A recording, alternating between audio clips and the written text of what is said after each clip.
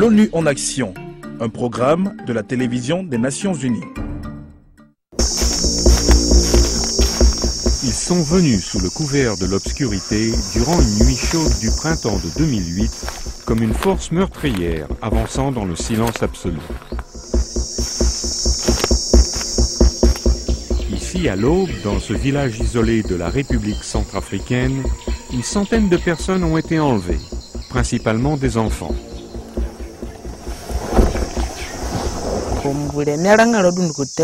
Je me suis réveillé soudainement quand j'ai entendu le son de gens que l'on battait. Je me suis réveillé et suis tombé directement dans les mains des Tongo Tongo. Tongo Tongo est le nom local de l'ARS, l'armée de résistance du Seigneur. Un groupe rebelle ougandais connu pour ses enfants soldats et ses esclaves sexuels. Ils sont venus ici pour réapprovisionner leurs troupes et ont enlevé Octavio qui avait 22 ans. Il s'est échappé miraculeusement un mois plus tard. Ils avaient décidé de faire de nous des soldats. Je suis rentré chez moi mais je n'arrive pas à dormir, j'ai toujours peur. Je me demande souvent pourquoi un groupe armé vient dans ce pays. Et la seule bonne réponse que je puisse trouver est « pourquoi pas ? Personne ne les en empêche ». Toby Lanzer est un ancien coordinateur de l'action humanitaire de l'ONU en République centrafricaine qui pense que ce pays est tout simplement trop pauvre pour pouvoir se défendre. Moins de 5000 soldats et quelques centaines d'agents de police gardent un pays plus grand que la France. Il a donc envoyé ce groupe de l'ONU avec mission d'apporter l'aide humanitaire et de rassembler des preuves sur ce que les victimes ont subi. Roger Djiohu, un spécialiste de la protection des enfants, est à bord. Nous avons une trousse de survie en jungle dans le nid de l'avion au cas où nous devrions faire un atterrissage d'urgence et attendre qu'une équipe de secours vienne nous aider. Pendant ce temps, à 1000 km de là, une foule attend impatiemment au bord d'une piste d'atterrissage d'herbe dans le village d'Octavio. L'avion approche.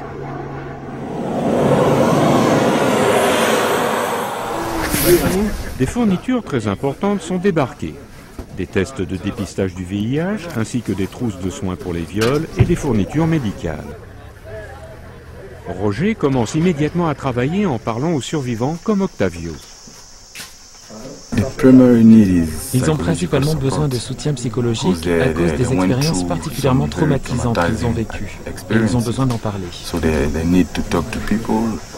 L'équipe veut absolument contacter autant de victimes que possible et elle part à leur recherche. Il faut donc conduire au fond de la jungle. Et ce genre de scène n'arrête pas de se répéter.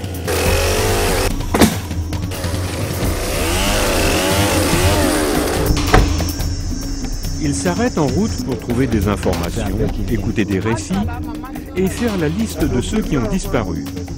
Une liste qui pourra peut-être réunir des familles un jour.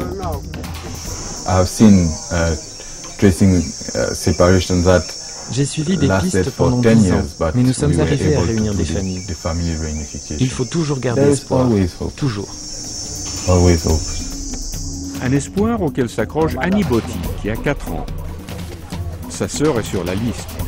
Cette nuit-là, il dormait côte à côte. L'un des Tongo Tongo l'a battu soudainement. Il est parti en courant. Ils l'ont battu avec des fusils, ici même. Roger et Alexis entendent beaucoup d'histoires de ce genre, et ils essaient de trouver une solution pour les enfants comme Annie Botti.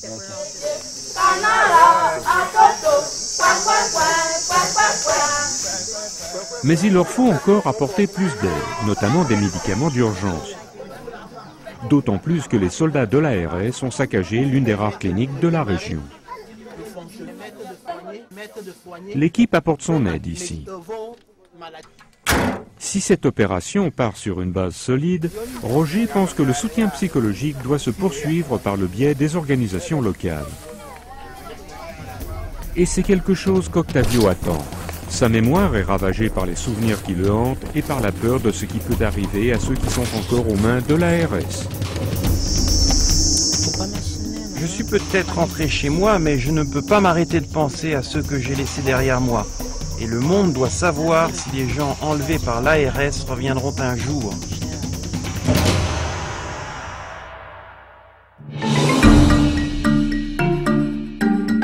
Ce reportage a été préparé par Andy Guiteau pour les Nations Unies.